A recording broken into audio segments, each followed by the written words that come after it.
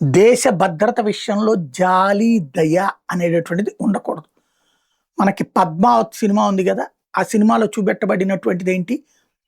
అనేక సార్లు గెలిచినటువంటి రాజు, అవతలున్నటువంటి రాజు నేను ఓడిపోయానని ఒప్పుకుంటున్నాను. వచ్చి నీకు నమస్కరించి పోతాను అంటే జాలి తలచి రానిస్తే, ఆ తర్వాత చేసిన అరాచకం చూసాం.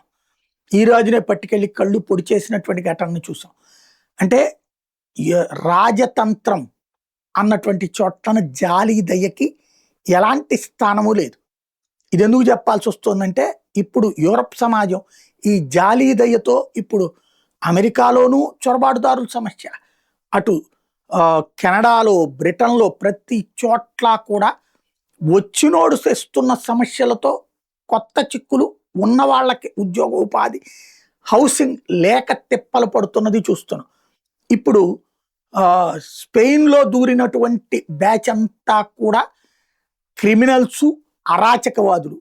వాళ్ళ దేశంలో తరిమివేయబడ్డటువంటి వాళ్ళు. వాళ్ళ దేశంలో క్రిమినల్స్‌గా ఉన్న వాళ్ళని క్షమాభిక్ష పెడితే వచ్చినటువంటి వాళ్ళు. ఇప్పుడు స్పెయిన్‌లో అరాచకం చేస్తున్నారు. ఈ అరాచకానికి హద్దులే లేవు. స్పెయిన్ ప్రజల యొక్క ప్రాణాలు తీస్తూ, స్పెయిన్ ప్రజల ఆస్తుల మీద దాడులు చేస్తున్న ఈ అరాచకవాదులు ఇప్పుడు యూరప్ మొత్తం విస్తరించడానికి సిద్ధపడుతున్నటువంటి వేళ, వాళ్ళ పట్ల మానవత్వం కుదరదని ఇప్పుడు యూరప్ సమాజంలోని ఒక్కొక్క దేశము ముందుకొస్తుంది. Denmark, Austria, France, Sweden, Finland, Italy వీళ్ళందరూ కూడా స్పెయిన్ నుంచి వచ్చేటటువంటి షెంజన్ వీసాలతో వచ్చే వాళ్ళని ఎవరిని రానివ్వడానికి వీల్లేదు. క్యుట్టా నగరం ఎట్టా తయారైందో అదే పరిస్థితి 24 గంటల్లో దాన్ని సర్వనాశనం చేశారు. పెడ్రో శాంచేజ్ అనేటటువంటి వామపక్షవాది చేసిన ఈ దరిద్రం ఇప్పుడు స్పెయిన్ని ఆఫ్రికా లాగా మార్చింది. మా దేశాలు అట్లా మార్చుకోబోమని ప్రకటిస్తున్నారు.